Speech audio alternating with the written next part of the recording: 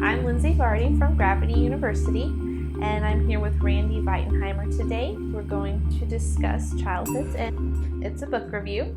And if anybody else has any questions, you can let us know at the end. Hi, Randy. How are you?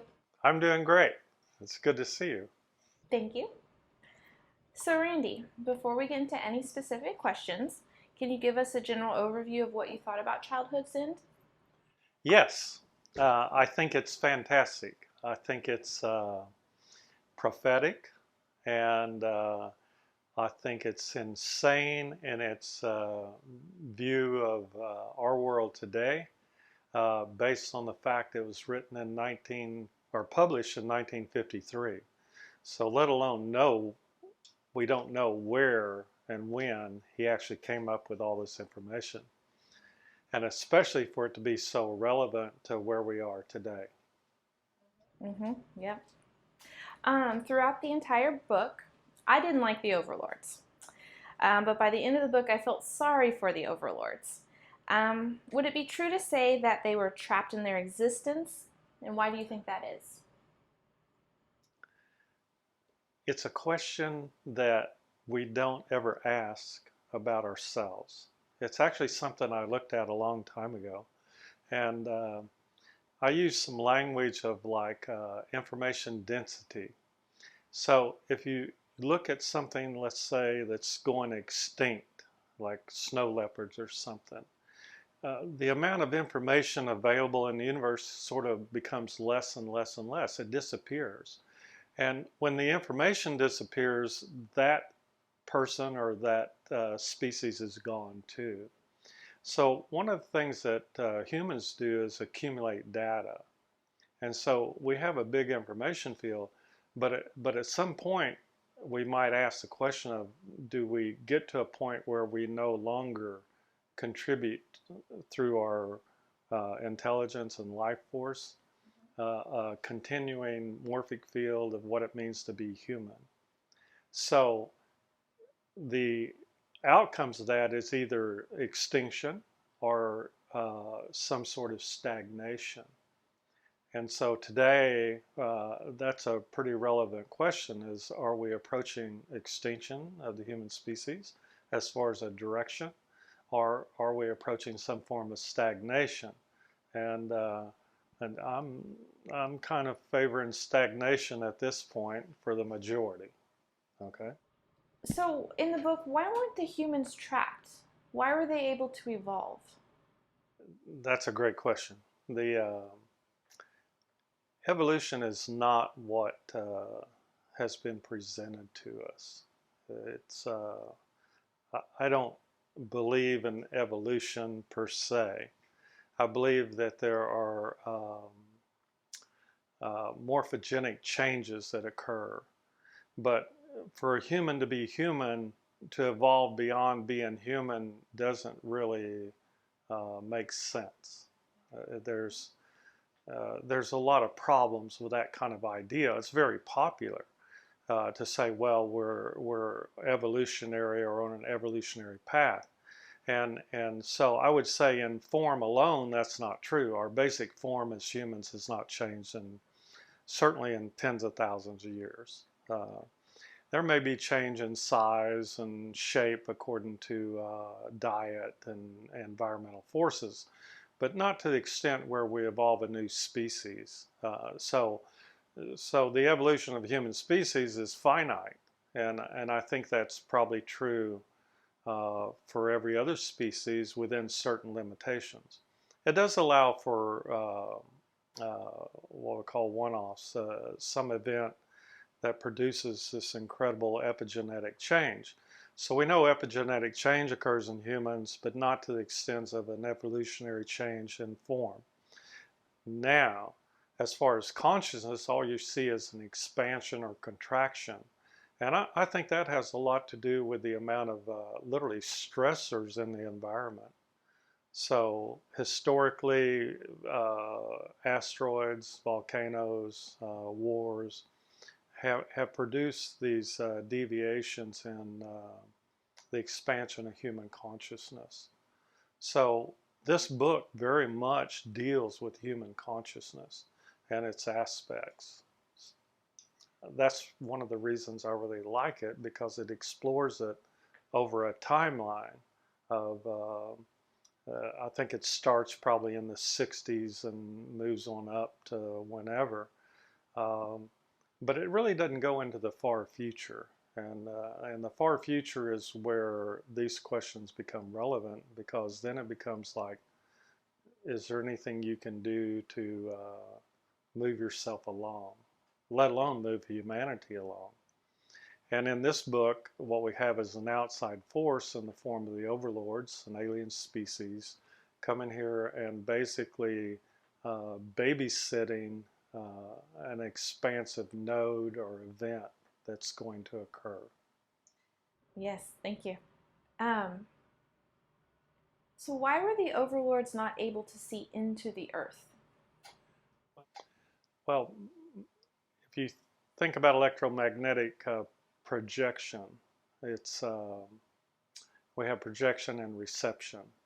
Uh, our thoughts don't travel very far, and our senses, we could say, travel a little farther. We can pick up temperature and different variations in our environment. But when you project your senses through mechanical means, then they're limited to a certain range. So we have LIDAR and different types of electromagnetic equipment that can peer to various depths, and that keeps changing with the advent of X-rays, and then we work our way up the spectrum. We can see a lot more about what goes on the earth and in the earth. But in human projection of thought, your thoughts can basically be anywhere, and of course this becomes the origin of remote viewing. It becomes the origin of the ideal of telepathy, um, the ideal of all forms of communication that are non-physical from a scientific standpoint. And of course, science kind of avoids those and has avoided those because they can't explain them. So, When the overlords finally reveal themselves, they look like the biblical description of the devil. Why is that? uh, fear is a base level of our consciousness. If you think about um, when you walk out the door of the cave and the tiger gets you, eats you, you would learn to not walk out the door of the cave without maybe stopping and looking. And so that memory becomes a survival memory. So fear is supposed to provide a survival instinct. It's supposed to provide a survival message that's instantly ingrained into the consciousness of, don't jump in the river with the alligators, don't jump in the fire, don't. It's all these proscribed events and actions, and they've come down to us as a way to ensure survival. So I think the form of that is in the form of symbols and things that we give meaning to. And that's one of the great things about this whole concept of aliens coming to Earth, is like, you can only imagine that which you've kind of like already seen to a certain extent, unless you've done a lot of drugs or something. But you know, we have this bad habit of thinking aliens are going to look like ants, or going to look like blue chickens, or look like you know, something that we have already familiar with. And and in the storyline, the idea that we have these deep-seated memories that are fear-based is true for every mythology and every culture on the earth. So I think what he did is just drag one out of history, and I mean, it beats the murder hornets all to hell. So um, anyway, that's my idea of why uh, he used that. All right. Okay. Why do you think the overlords prevented man from moving forward into aerospace? Again, we're extending our current ideas, and you know, this book first predicts the new world order or a type 1 civilization. And a type 1 civilization is one that uses the whole resources of the planet. It's under some unified type of government. And of course, the idea of that is the gradual disappearance of basically all cultures, all history. And there may be some parallel events going on right now. But one of the problems with space flight is that there's people on this earth we might not want to be neighbors with, or if might not want to be neighbors with us. And if you look at just that simple thing on this planet, and the idea that we would go into space and encounter other cultures, I believe there's other cultures out there. I have no way to define those, except through the mechanisms of remote viewing and telepathy and things like that. But they're very much in their infant stage. I believe that in quantum physics, they talk about kata and atta, the expansionary nature of the universe. I think that those same rules apply to human consciousness. And so the idea that there would be a regulator, a galactic council that would determine, those are all human concepts. And there's no way to say that another intelligent species would have any of the same forms of ration or logic or reason or anything else. So to me, this is Arthur C. Clarke projecting from a human standpoint. And I think that's absolutely wrong in all concepts of exopolitics or exoscience or anything else. So there's some disturbing problems with human expansion in the form we are now. Okay. Okay. Let's talk about the Ouija boards. In this book, they use a Ouija board to gain insight into the Overlord's resident planet by accident. Who do you think was giving them that information? I love this question. A little background. I moved to California, or moved to Carmel, California, probably in 74 or 5, somewhere in there. And I'd been living in California, but I'd heard of Ouija boards and stuff, and I'd studied a lot of esoteric literature, books, lectures, all this stuff. But I think probably at a yard sale or something, I came across a Ouija board. And so I bought it and took it home and played with it a little bit, and I didn't like it. Gave me the hair on my arm would stand up, things like that. So I put it in the closet and forgot about it. And then one day I opened that closet door. It was literally like opening the door to a freezer. Okay, now nowhere else in the house. And I took that thing out and looked at it and went, whoa, right? So I decided to burn it. I threw it in like a little burn barrel or whatever, set it on fire. It didn't burn, right? It freaked me out so bad I finally got rid of it in the trash. And I've never taught that before. But those things are creepy. So what happens is if there was a technique to drop one out of conscious reality, what that does is go into a non-conscious, non-physical reality. And I described that in Gaia on the quantum effect shows I did. And zero reality is what I call that. It has no physical form. But it is heavily populated with entities and all kinds of non-physical consciousnesses. And so the source of the information and that comes through a Ouija board is what we would call demonic, meaning that, first of all, we don't know anything about it, therefore it's scary, therefore it's fear-based, and therefore it has to be, something malevolent to humans.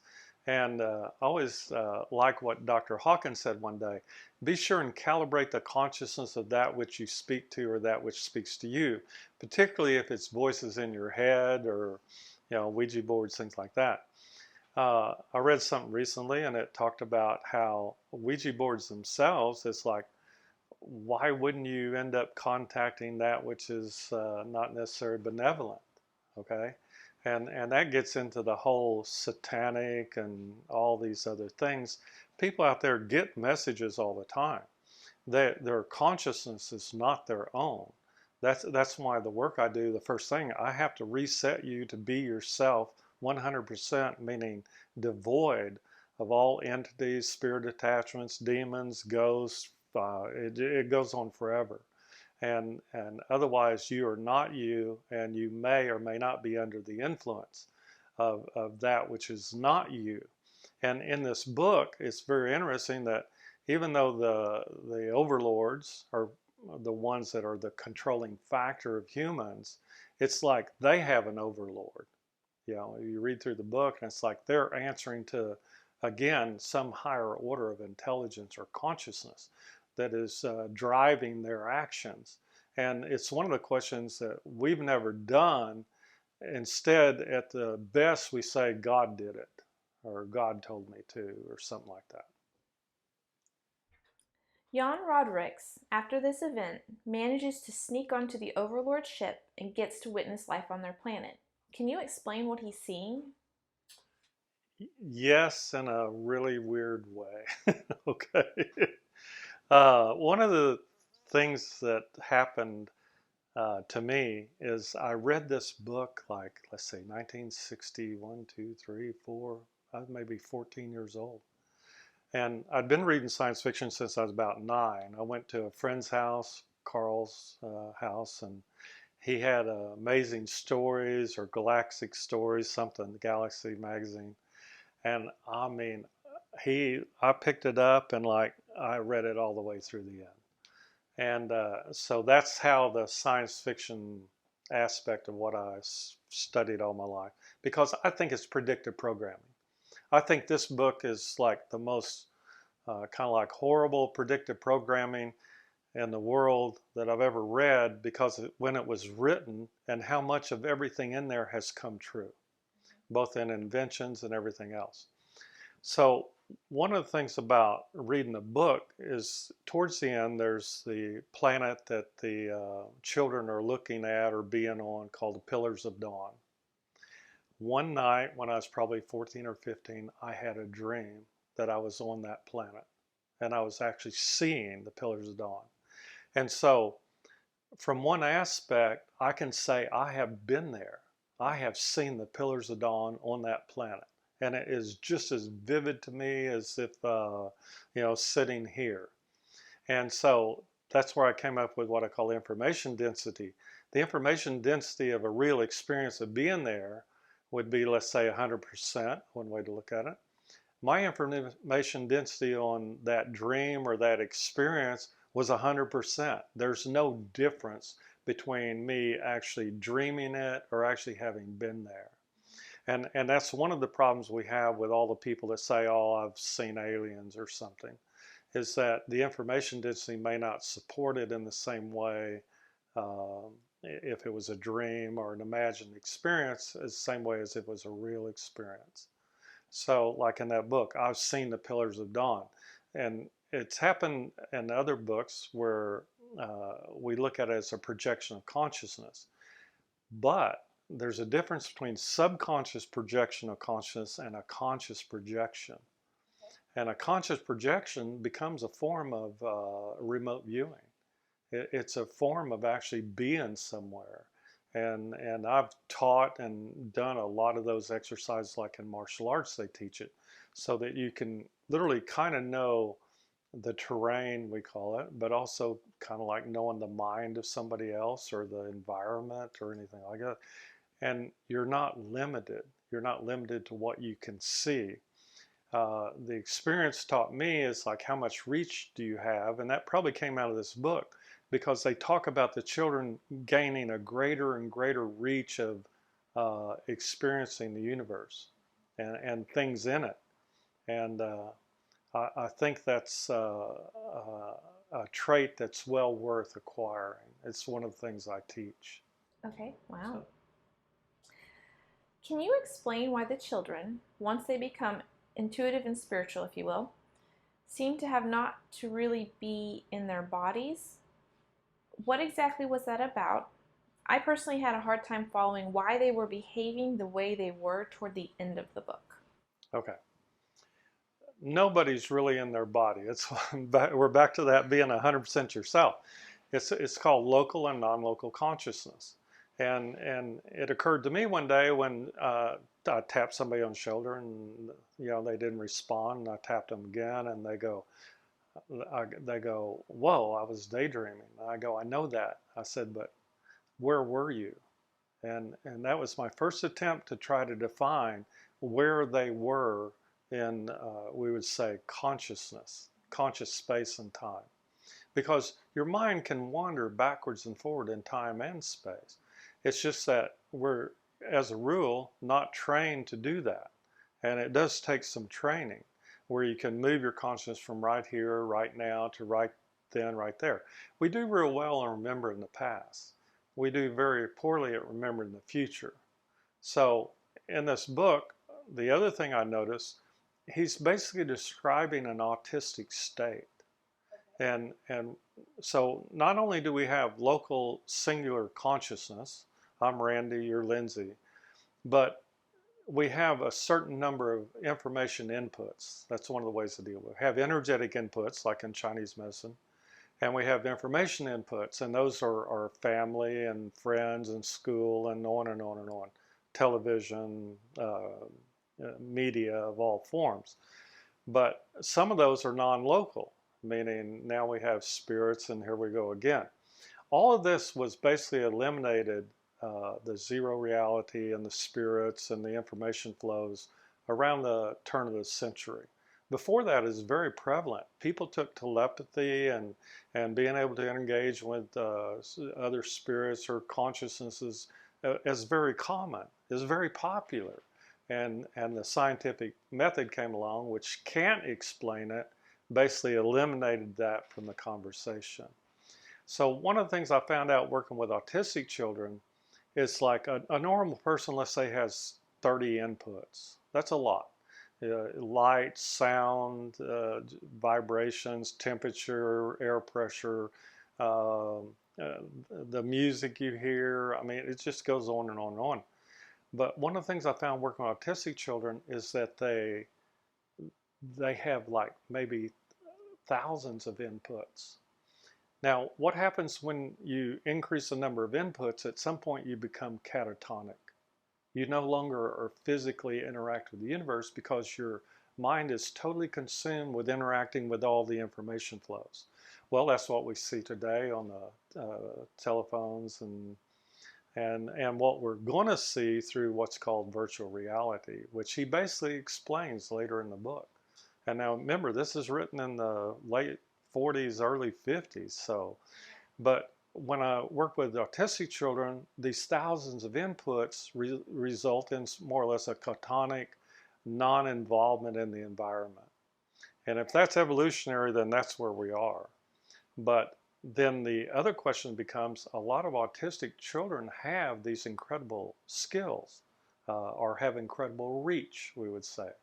And that to me is fascinating because all of the autistic children I work with are telepathic.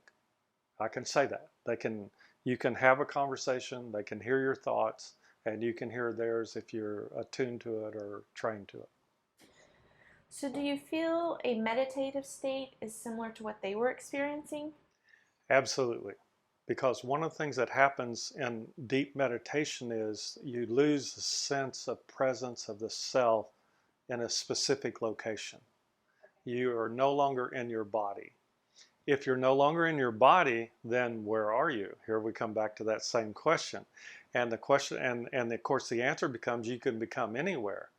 The trick becomes, and in some of the weird esoteric martial arts, is the concept of joining consciousness. Okay. So in India, that takes the form of a practice called tantric yoga. It's the combination of consciousnesses. A lot of people think it's because of the physical um, poses and interactions, and it's not true.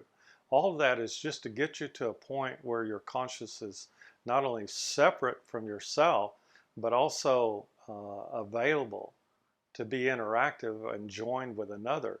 So what they're doing is predicting a future of like combined consciousnesses. We're not there. You find isolated cases, like I said, through tantra yoga and some other spiritual and religious practices that enabled people to join their conscious together, and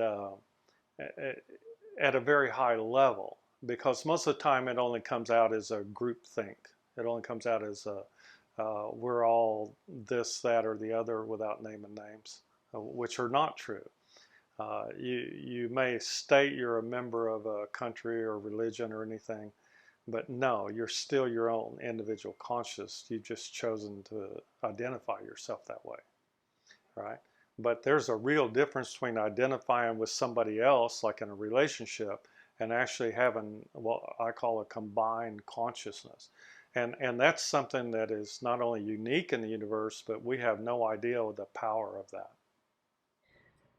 Do you believe that we as a society are headed toward the same group consciousness that the children were? And how will this play out in our own evolution? The answer to the question is no. the the idea of joining consciousness with another person, I know specific exercises to do that that I learned. It's not, it's what we call fraught with peril. We think that we want to know somebody, and yet the joining of consciousness is an experience beyond language. It's something that we call ultimate intimacy. And, and unfortunately, or fortunately, it's a two-way sharing of everything. And, and not only that, it's done without filters.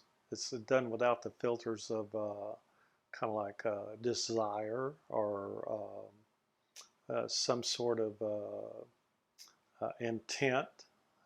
There's all kinds of things that disappear with it. There's a story in India of a group came to India and they wanted to move in, and the head guy in India said, no, there's no room for you. And they'd poured him some tea or something. And he said, well, we'll be like honey. And he dropped the honey in, and the teacup was full. And that's the metaphor they use. Our teacup is full, our country's full. And when he applied the honey, it didn't cause it to overflow, right? So he said we'd be like honey in there. In other words, we'll go into the spaces you're not. And one of the things about combining consciousness is that you go into those spaces the other person isn't, those zero reality spaces.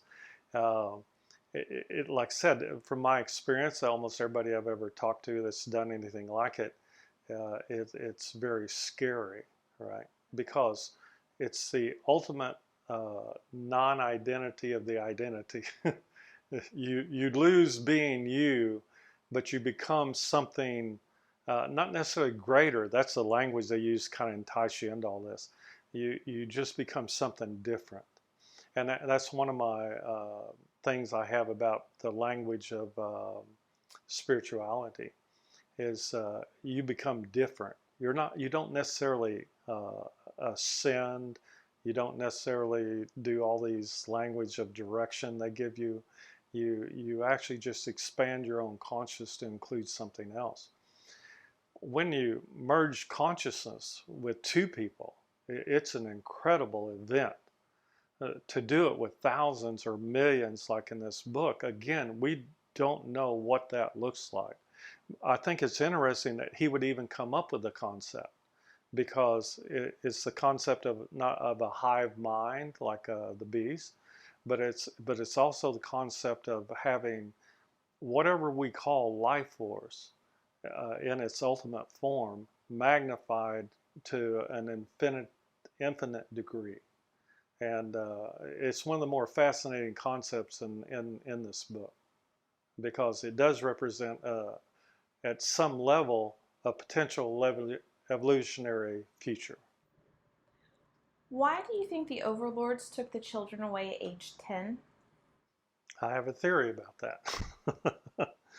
um, in In Ayurvedic literature, we teach that the child belongs to the mother till about 3 years old, meaning up until about 3 years old, the majority of their education comes from the mother, through the mother, in the aspects of like taking care of yourself, being fed and being cleaned and all these different things.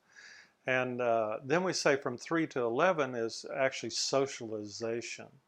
And that occurs in Ayurvedic literature again through the father. At 11 years old, the child is no longer yours. They pass into the group. And I've told all kinds of high school students that your choice of friends will determine your future. So I think it's very interesting that they would take the children at 11 and put them together as a group. Now we think about those groups as being like, your friends of three children, three other children, five, maybe 10. I grew up with like 17 in the same block. We were all more or less the same ages. And so there's group socialization. But remember earlier we were talking about group merging of consciousness, from one to two to many. That's the language, from one to two to many. And so I think that inadvertently or maybe intuitively, he came up with the proper age to separate. Because at 11 years old, you no longer hear your parents. You literally hear a different frequency that's more attuned to your group. And that's why we segregate children into groups until they're 18. And beyond that, there's a different form of socialization that goes on, because you no longer have that coherence of the same ages. Everybody is the same age and the same grade, and then it starts falling apart, and now you're required to relate to people mostly older than you, right? So to maintain coherence through a group of people, the only thing we have today is class reunions. and, and those are a phenomena in themselves, because there was a merging of consciousness to some degree that occurred. Like me, I went to a small school with only 40 people, 43 people graduating in the class. We all knew each other. And that knowingness extended to a depth that probably doesn't occur now. And that's why I say evolutionarily wise, we are not necessarily progressing. We've actually regressed, because we've actually pulled back our involvement, our social involvement with other people.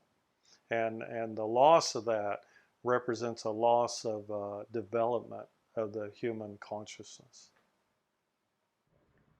What were some takeaways that you learned from this book? Head for the hills. The most interesting thing I find about the whole book, I've read it several times, is that we are on what do you call it, a progression. One of the things I talk about is causality. Causality requires brackets. In other words, we have to say, I did this because of this, but that's always time related, meaning it means like I did something and I'll go, because something happened in the last minute, day, week, month. We very rarely go to years. If we do, we call it childhood trauma. So, but one thing that happens is that you put a time bracket on it. And the future bracket is open. We'll call that PTSD. But if you close that bracket, then it becomes a memory, and the memory loses its function, except to produce that fear factor that we talked about, where we learn fear as a programming possibility for how we learn to interact with our environment. So here we have the same thing. He's laying out a timeline more or less of open brackets. It extends far into the past of human development with the overlords. It extends far into the future with the overlords. And the concept there is that the continuity of a certain fear can last through time and cultures and events and persist. And in language, we call it the persistence of consciousness. But the way I look at this whole thing is that we're given an open, I'll use language, eyes wide open view of what may materialize out there as far as our future as humans go. And I think that in science fiction we have a more imaginative and truthful view of what that future may look like. Let's talk about the author. I know you're an avid science fiction reader and know most of the authors. This book was written in 1953. Why do you think Arthur C. Clarke decided to write this book? And do you think he had any intuitive knowledge? I tend to go, first of all, I love science fiction. I think it's the only media where you can speak the truth and not be immediately ridiculed or found fault with or killed. And we won't get into all that. I think that Arthur C. Clarke, in writing this book, basically revealed the entire conspiracy theory of all the conspiracy theories that we have been presented with since 1953. And it's just amazing to me that there is everything in here from a galactic council to Project Bluebeam to, I mean, if you read it and pay attention, it's like the only way it could have been written to me is if it was written from literally 2 years or 3 years into our future. And so that becomes a real big question. How do you pack all this in here from 1953 when it's first published? It's like none of this stuff was available. It wasn't even written about. It's like this becomes sort of a granddaddy of technology and human consciousness and development. Now, there's another author, Robert Heinlein. And Heinlein, in his series, the Foundation series, he lays out more of a technological development and again a society, the trajectory of a society. And of course, one of the big things you asked about takeaways in this book, he introduces the concept of social engineering. And if you want to know where we are in life on this planet, I'm telling you, social engineering is the game that's being played. And we talked about that earlier in Tactics of Mistake by Gordon R. Dixon. Because social engineering in that whole book is the whole book. It's the way to manipulate society in any direction you want to go, not necessarily one of advancement. And that's the problem I have, that I think that humans should advance themselves physically, mentally, emotionally, spiritually, the whole spectrum. So that's my idea, that he either was a time traveler or he had access to the plan. And of course, what do we say today? Trust the plan. So. You said Robert Heinlein. Did you mean Isaac Asimov for the Foundation series? Yes, I apologize. When a writer such as Clarke writes such a book, do you think they are tapping into some unknown consciousness, or is this purely a developed plot by the author and the author alone? One of the things that happens in the things that I've been studying is a certain concept of the idea I introduced earlier of reach and the remote viewing and the expansive consciousness, and like when you ask somebody where they were when they daydreaming. And one of the things that Nikola Tesla and Einstein and several other people have related back in the 1900s was that information came to them. And they would just write it out. They'd keep a notebook by the bed, and I do the same. It's like in the middle of the night, information comes to you. And then we go, well, when I explore that, that information already existed. You just tapped into it. You just kind of like, you went to the great library in the sky, the great field of consciousness, and opened the door and pulled out that information. Now, how you did that becomes a subject of everything from meditation to drugs to whatever. But what happens is that information was available to you. And so you went to where the information was. It's wrong to say that the information came to you. It's a difference in direction. And so in this case, I think that Arthur C. Clarke went to where the information was, because it is so extensive of the things that are going to happen, or well, we always say have already happened at 2022. And like I said, the only way I could write this book is if I was at 2025 and looked backwards and then wrote it from the end of 2025 and then started in 1950, let's say. So that's my opinion. And lastly, do you think this is an indication of where we, our species, is headed?